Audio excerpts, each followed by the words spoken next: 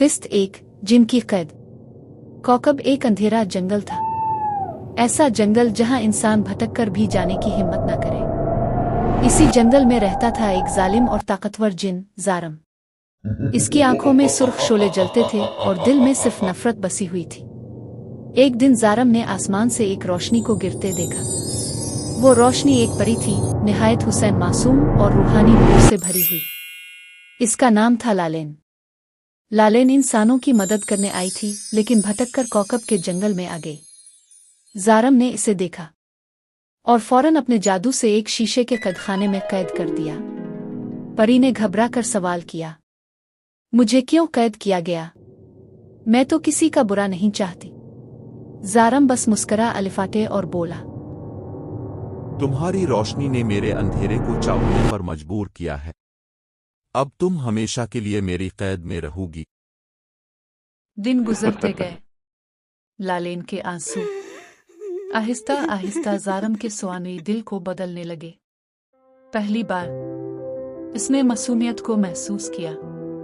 इसने देखा कि लालेन कैद में होने के बावजूद हर दिन अपने प्रो से जंगल के मुरझाए फूलों को जिंदा कर देती, जादुई तितलियों को आजाद कर देती।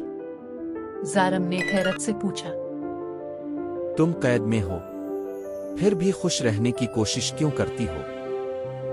लालेन नर्म मुस्कुराहट के साथ बोले, अगर मैं अंधेरे में रोशनी न फैलाऊं तो फिर रोशनी का मतलब क्या रह जाएगा? दूर एक मुख का बादशाह मौत के करीब था।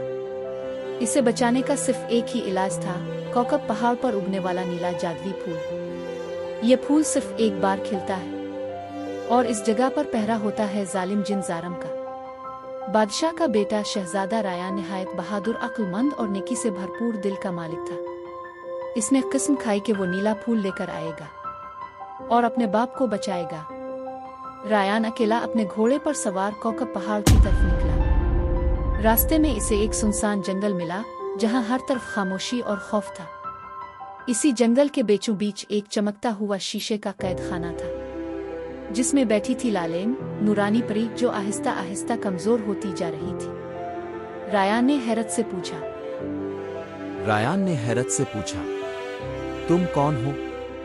तुम्हें यहाँ किसने कैद किया है? लालेन ने कमजोर आवाज में कहा, मैं रोशनी हूँ, मगर ज़ारम ने मुझे अपने अंधेरे में कैद कर लिया है। इसी लम्हे फिजा में गरजदार हंसी गूंजी। ज़ारम वहां आ पहुंचा। कौन है जो मेरी कैद तोड़ने आया है? रायान ने तलवार निकाली। मैं आया हूँ नेकी और सच्चाई के लिए, तुम्हें रोकने के लिए। ज़ारम और रायान के दरमियान खौफनाक जंग छिड़ गई। ज़ारम ने आग बरसाई, पत्थर फेंके, मगर रायान हर वार से बचता रहा।